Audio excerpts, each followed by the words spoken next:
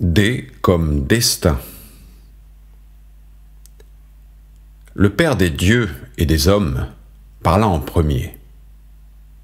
Hélas, il m'est bien cher l'homme que je vois de mes yeux pourchasser autour de ce rempart.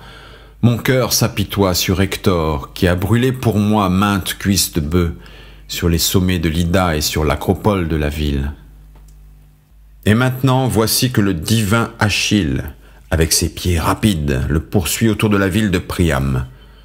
Allons, songez et décidez, Dieu, si nous le sauverons de la mort ou si, dès ce moment, nous le ferons abattre par le fils de Pélée, Achille, quelque brave qu'il soit.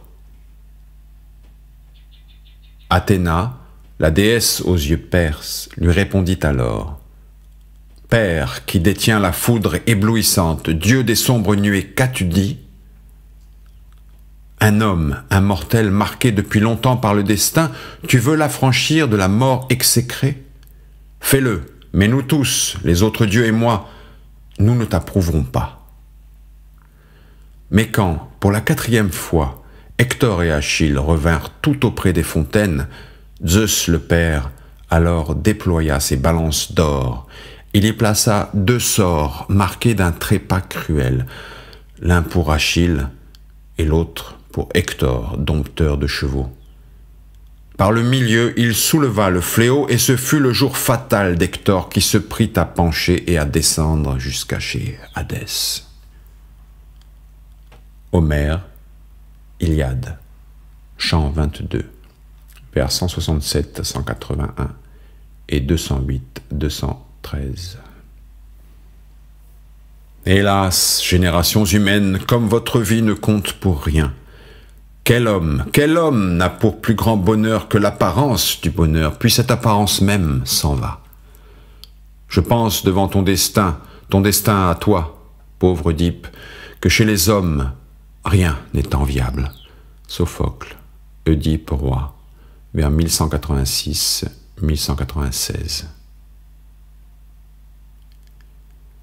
C'est le destin qui agit à travers nous. Il faut céder au destin.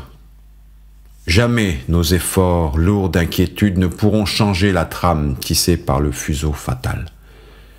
Tout ce que nous souffrons, race mortelle, tout ce que nous faisons vient d'en haut.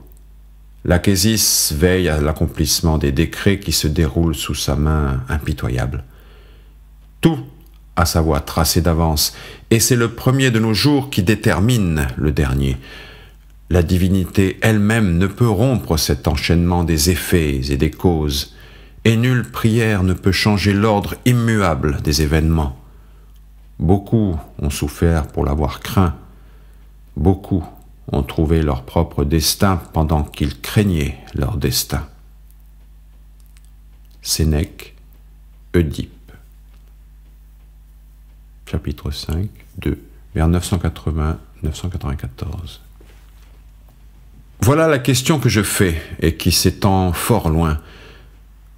Supposons que le destin n'ait aucune influence, qu'il n'existe pas, qu'il n'en soit pas même question, et que tous les événements, ou presque tous, arrivent par hasard, fortuitement, sans motif assignable. Les choses se passeraient-elles autrement qu'elles ne se passent maintenant ? À quoi bon le destin quand on peut, sans y recourir, expliquer toute chose, ou par la nature, ou par le hasard ? Cicéron, du destin, chapitre 3.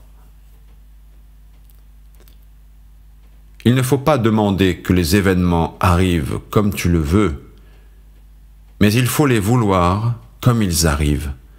Ainsi ta vie sera heureuse. Épictète, Manuel, chapitre 8. Quelque chose t'est arrivé ? Parfait. Tout ce qui t'arrive est tissé depuis le début dans la trame de ta destinée. Marc Aurèle, Pensée pour moi-même, chapitre 4, 26. C'est la nature, dis-tu, qui me donne tous ces biens. Mais ne vois-tu pas qu'en parlant ainsi, tu ne fais que changer le nom de Dieu ? Car qu'est-ce que la nature ? si ce n'est cette intelligence céleste répandue dans l'ensemble et dans toutes les parties de l'univers. Si tu le veux, il y a bien d'autres noms à donner à ce grand auteur de tout ce qui est à notre usage. Ainsi, tu peux, conformément à nos rites, l'appeler Jupiter très bon et très grand, ou Jupiter tonnant, ou Stator. Non pas comme le rapportent les historiens, parce que, après le vœu de Romulus, il arrêta la fuite de l'armée romaine, mais parce que tout s'appuie sur sa bienveillance, et que de lui vient toute force, toute stabilité. Appelle-le encore destin, tu ne te tromperas pas, car le destin n'est autre chose que la succession des causes enchaînées l'une à l'autre. Et Dieu est la cause première, celle d'où toutes les autres dérivent.